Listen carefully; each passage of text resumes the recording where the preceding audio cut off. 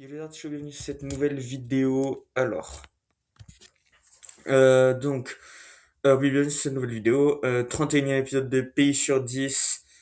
Pour ceux qui connaissent pas le concept, du coup, je rappelle vite fait, il y a 5 catégories: drapeau, nourriture, beauté, genre, sécurité. Ces 5 catégories, on met une note sur 10. On les additionne à les 10 par 5 pour faire une note totale sur 10. Le but après, c'est de faire un classement. Si jamais il y a une égalité, il y a un système de coefficients, donc on part du bas, sécurité, la note, on voit lequel des deux pays qui ont une égalité a la meilleure note de sécurité. Si jamais ils ont la même, ça passe aux gens et puis ça remonte dans cet ordre-là. Et voilà, je crois que j'ai tout dit. Donc, aujourd'hui, j'avais fait un vote il y a quelques jours, du coup, pour vous demander sur quel pays vous voulez que je fasse cet épisode, parce que c'est pas la journée nationale d'aucun pays. Donc, vous avez choisi parmi Vatican, Norvège, Eswatini et Malte. Je crois que c'était ces quatre pays-là. Parmi eux, vous avez choisi quasiment à l'unanimité la Norvège. Du coup, c'est sur ce pays qu'on va faire ce 31e épisode de Pays sur 10 aujourd'hui. Alors, ouais, du coup, je sais qu'on est en mai et que je pourrais faire la vidéo résumé d'avril, mais j'ai un peu la flemme, donc on va pas faire ça. À la place, du coup, on fait un pays sur 10. J'essaierai de faire la semaine prochaine le résumé avril, sinon une autre fois. Et du coup, on peut y aller. Donc, on va commencer avec le drapeau de la Norvège. Je vais essayer de vous le mettre juste ici, par là. Comme vous pouvez voir le drapeau juste ici, c'est un fond du coup rouge avec une croix bleue et un contour blanc. C'est un peu comme le drapeau de l'Islande, pardon, juste ici. Euh, dans le sens où c'est du coup les mêmes couleurs, la même forme de drapeau avec pareil du coup une croix avec un autre contour par-dessus, et c'est les deux seuls drapeaux nordiques d'ailleurs qui ont cette configuration-là. Ils ont rempli ces mêmes couleurs, juste inversées. Du coup, ça paraît assez logique que je mette exactement la même note qu'à l'Islande, et c'est ce que j'ai fait. Du coup, je suis juste remonté pour voir quelle note j'avais donné à l'Islande, et j'avais donné un 7 sur 10. Du coup, ben voilà, c'est la note que je donne aussi à la Norvège. Forme de drapeau techniquement originale, mais à la fois les croix nordiques, certes, il y a que 5 pays qui en ont, mais le fait que ce soit 5 pays dans la même région, ça veut dire que c'est pas forcément un drapeau ultra original. Donc voilà, en termes de couleur, pareil, c'est pas très original, mais au moins c'est joli, c'est marquant. On s'en rappelle bien, clairement, on peut pas le confondre avec un autre drapeau, enfin si avec l'Islande du coup, mais c'est un peu particulier, donc voilà.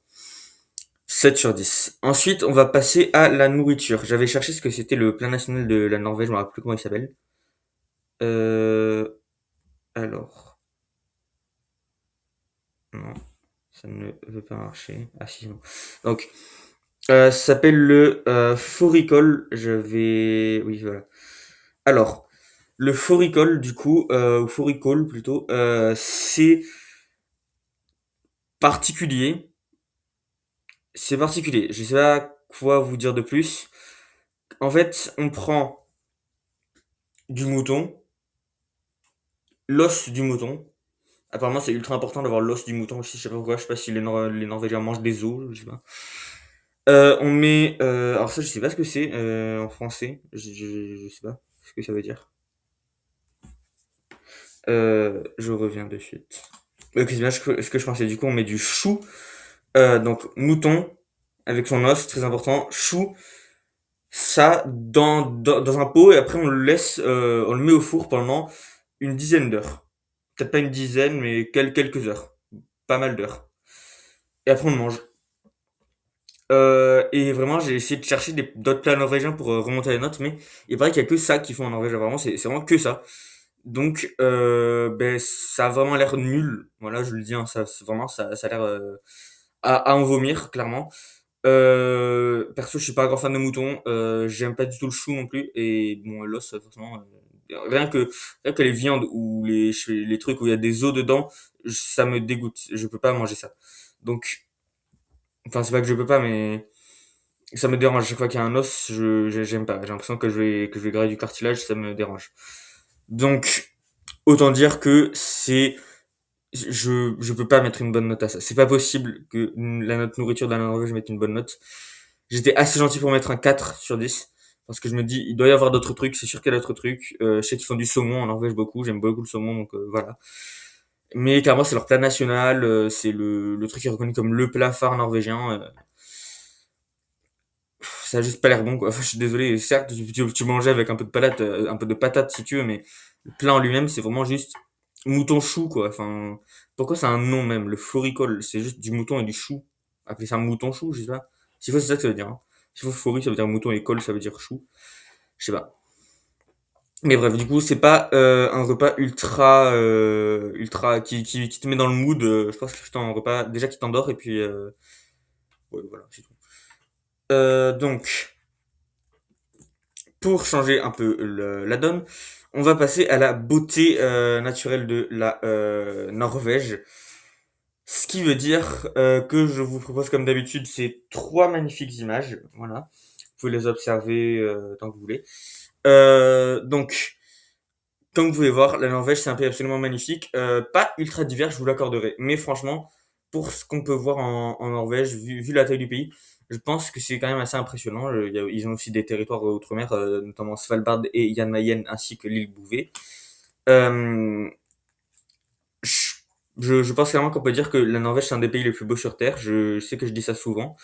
Mais plus ça va, plus j'ai des facilités à mettre une très bonne note dans la catégorie beauté. Je pense que c'est un endroit où on peut facilement se rattraper au final parce qu'il y a plein de pays qui sont beaux sur Terre.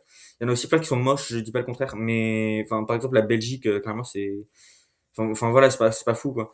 Donc clairement il y a des pays moches aussi, mais la Norvège pour le coup c'est loin d'en être un et je pense que c'est possiblement le pays nordique le plus beau, peut-être même au-dessus de l'Islande, je sais pas trop. Faudrait voir, mais ouais. Évidemment, je vais mettre un 10 sur 10 parce que euh, ouais, enfin, vous avez vu ces images quoi. Et après moi, les climats froids, polaires et tout, ça, enfin, c'est pas que ça me dérange pas, mais je peux m'y habituer, je pense. Donc franchement, j'aime bien. On va donc passer après à la note des gens, des Norvégiens, et je dois dire que les Norvégiens, j'en connais pas beaucoup. Je connais même très peu, mais ceux que je connais sont incroyablement gentils, donc et vraiment ils sont respectueux, ils sont drôles, ils ont beaucoup d'humour les Norvégiens et euh, ouais c'est des gens qui n'ont pas de défauts apparents comme ça. Tu te dis pas immédiatement c'est des mauvaises personnes, c'est des personnes qui te veulent du mal. C'est pas le cas. Encore une fois il y a bon ça c'est un peu plus rare, mais il y a aussi des pays où les gens sont plus comme ça. Euh, Même si c'est vrai que faut quand même aller chercher bien loin parce que en général enfin, l'humain en général est plutôt gentil, plutôt généreux et tout. Notamment plus dans les pays un peu pauvres, je pense. Et ouais, mais après il y a aussi des pays comme ça qui du coup c'est complètement l'inverse, qui sont incroyablement riches et qui ont des gens incroyablement gentils. La Norvège du coup par exemple, qui est quand même un pays assez riche, on va pas se mentir là-dessus. Voilà, du coup qui a une population, enfin qui est peuplée de gens bienveillants, je pense. Je suis quasi persuadé même. Donc voilà. Alors, est-ce que j'ai mis la note de 10 sur 10 que j'avais déjà mise à l'Afrique du Sud? J'ai hésité, mais en fait, je me suis dit qu'en Afrique du Sud, j'ai vu tellement, mais tellement de gens et sur les centaines de personnes que j'ai vues, il y avait quasi pas qui étaient genre désagréables. Il y en avait peut-être deux, trois, grand max, vraiment, des Norvégiens. Bon, c'est bien, moi j'en connais maximum 5 clairement. Je peux pas me baser sur euh, 5 personnes norvégiennes, alors qu'il y a 1 million de fois plus de gens qui habitent dans ce pays. Et aussi, il ne faut pas oublier un fait très important que j'avais complètement zappé, que le roi de Norvège, ou ancien roi, je sais pas si elle a été démis ou pas, est quand même sur la liste de Jeffrey Epstein, ce qui n'est pas fou. Ça veut dire qu'il y a vraiment une personne pas nette en Norvège. Pas de bol, c'est le roi. Euh, ouais, bon. Et sûr que c'est un peu une énorme trahison pour les Norvégiens. J'en ai parlé avec des Norvégiens et ils kiffent pas. Ils kiffent plus trop leur roi. Ils l'aimaient beaucoup. C'est plus trop le cas pour la grande majorité en tout cas. Euh, du coup, ça veut dire que je ne vais quand même pas me permettre de mettre un 10 sur 10 pour les gens. J'ai quand même mis un 9 sur 10 malgré la situation avec le roi de Norvège. Je me suis dit que ça valait quand même parce que tous les Norvégiens sont pas comme ça non plus, pas à ce niveau, clairement pas. Et enfin, il ne reste plus que la sécurité. J'ai bombardé cette vidéo, vraiment, ça va être une vidéo de 15 minutes, grand max. Ben, en même temps, j'ai rien à dire. D'autres pays, j'ai plus de trucs à dire. Là, la Norvège, j'avoue que ça m'a pas transpiré. Bon, c'est juste parce qu'en fait, j'ai que des trucs soit positifs, soit ultra négatifs à dire. Clairement, j'ai passé plus de temps sur la nourriture que sur tout le reste jusqu'à présent. Donc, en fait, j'ai que des trucs positifs à dire. C'est chiant quand j'ai que des trucs positifs à dire parce que du coup, je sais pas quoi dire. Bref. Après, ça fait aussi des vidéos courtes. Qu'est-ce que ça veut dire vidéo courte? Ça veut dire en général plus de vues, notamment sur un pays connu comme la Norvège. Euh, ça me dérange pas. Et oui, du coup, c'est l'heure de la sécurité. Comme vous savez, pour me renseigner sur la sécurité d'un pays bon, dans lequel je suis jamais allé, et même si j'y suis déjà allé, je vais quand même là-bas, c'est l'indice de sécurité 2026. Donc, je rappelle que le système, du coup, c'est classé de 0 à 100, sachant qu'il n'y a pas de pays qui a 100, du coup, c'est pas possible de faire 10 égale 1, 20 égale 2. Du coup, et notamment qu'il y a aussi des pays en dessous de 10, et je ne peux pas mettre 0 sur 10, d'accord? C'est des notes qui vont de 1 à 10, pas de 0 à 10, voilà. Je préfère être clair que je ne mettrai jamais de 0, d'accord? Je pense jamais mettre un 1 non plus, hein, voilà, je ne mettrai pas de 1, je pense, un jour de ma vie. Parce que je vois même pas sur quoi je pourrais mettre un 1. Mais si sur la sécurité, du coup, je suis bête. Sur la sécurité, du coup, je pourrais mettre un 1 théoriquement. Mais ce serait assez chaud quand même, hein. Je pense qu'il va pas y en avoir beaucoup des épisodes comme ça, hein. Ça va être des moments assez tristes. Bref. Tout ça pour dire que du coup, pour les pays qui ont ensuite de 10, donc de 0 à 9, ça fait 1 point. De 10 à 19, du coup, ça fait 2. En gros, clairement, on prend juste la note, on prend le premier chiffre et on ajoute 1 par de après. Et ça nous fait la note sur 10. Voilà, c'est aussi simple que ça. Et la Norvège, je pensais vraiment qu'ils allaient être dans les 93, 94, mais facile. Pas du tout. J'y étais pas du tout. Ils ne sont qu'à 85. Enfin, 85. Il y a plein de pays qui sont concentrés de 85. Clairement, j'ai regardé un peu aux alentours de la Norvège. C'était par ordre alphabétique. Et j'ai regardé un peu aux alentours, il y avait personne qui dépassait les 85. Ça n'empêche que 85 pour un pays comme la Norvège, c'est pas énorme. Enfin, je pensais que la Norvège serait au-dessus des 90 et que je mettrais un 10 sur 10 et que ce serait le premier pays à avoir deux 10 sur 10 en une seule vidéo. Et ça allait être un moment absolument incroyable. Mais non, la Norvège n'est pas le pays qui va avoir deux 10 sur 10 en une vidéo. J'attends toujours ce pays, hein. Je sais pas s'il va y en avoir un, peut-être un jour, on ne sait pas. Mais bon, tout ça pour dire que du coup, la sécurité, forcément, je dois donner un 9 sur 10. Si ça en tenait qu'à moi, j'aurais mis un 10 sur 10, mais après, peut-être que il y a des risques par rapport au climat desquels je ne suis pas au courant. C'est très possible, enfin, je vois comment ça pourrait être le cas. Mais ouais, ça n'empêche que, du coup, 9 sur 10, il y a beaucoup de pays qui ont eu des notes de sécurité 9 sur 10 et qui, selon moi, étaient beaucoup moins sécures que la Norvège.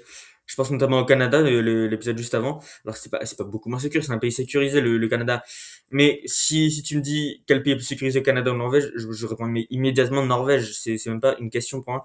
Du coup, le fait qu'ils aient la même note, c'est un peu étrange, mais à la fois, je suis pas policier, je suis pas juge, c'est pas moi qui fais la loi, et c'est pas moi qui l'applique non plus. Donc, je, je vais juste me taire et dire ok, 9 sur 10. Pourquoi pas. Peut-être qu'il y a énormément de criminels, de tueurs en série en Norvège, je suis même pas au courant. Enfin bref.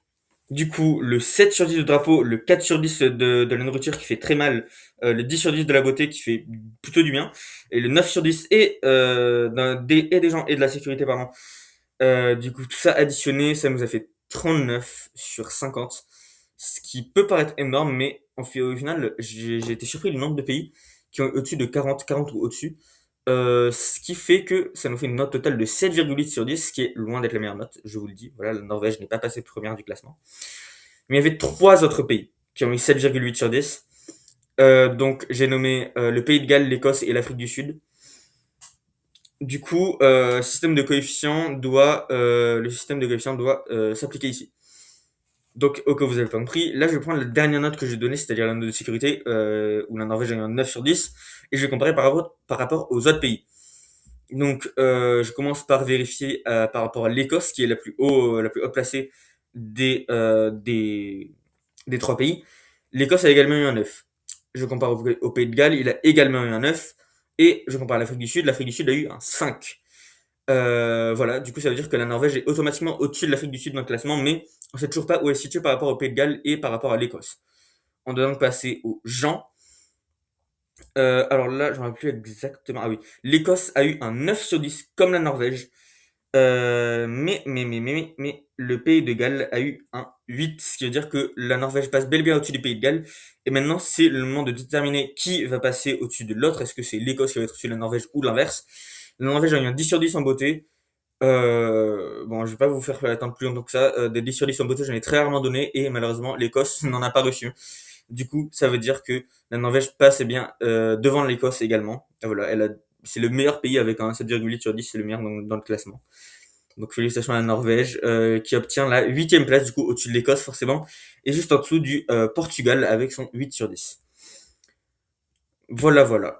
Merci d'avoir regardé cette vidéo qui était très courte, qui doit durer même pas 15 minutes je pense. Euh, et voilà du coup la semaine prochaine ou peut-être encore plus tard on se retrouve pour le résumé du mois d'avril. Je pense que j'aurai pas autant de choses à dire que pour le mois de mars, vous inquiétez pas, le mois de mars c'est vraiment, je pense que ça va être le mois le plus marquant de l'année. Et voilà, donc avril sera une vidéo plus courte, vous inquiétez pas. Et sinon, pour le 32e épisode de PCOD, ce sera avec un peu de chance dans 2 semaines, sinon dans plus longtemps. Mais voilà. Je vous remercie encore d'avoir regardé cette vidéo et je vous dis à bientôt pour, dans tous les cas qu'il se passe, la vidéo résumée du mois d'avril 2026. On va parler du Moyen-Orient, je pense, hein. Ouais, je pense qu'on va revenir sur le Moyen-Orient, mais on va pas autant s'étaler dessus. Et du coup, je switch. Bye les copains.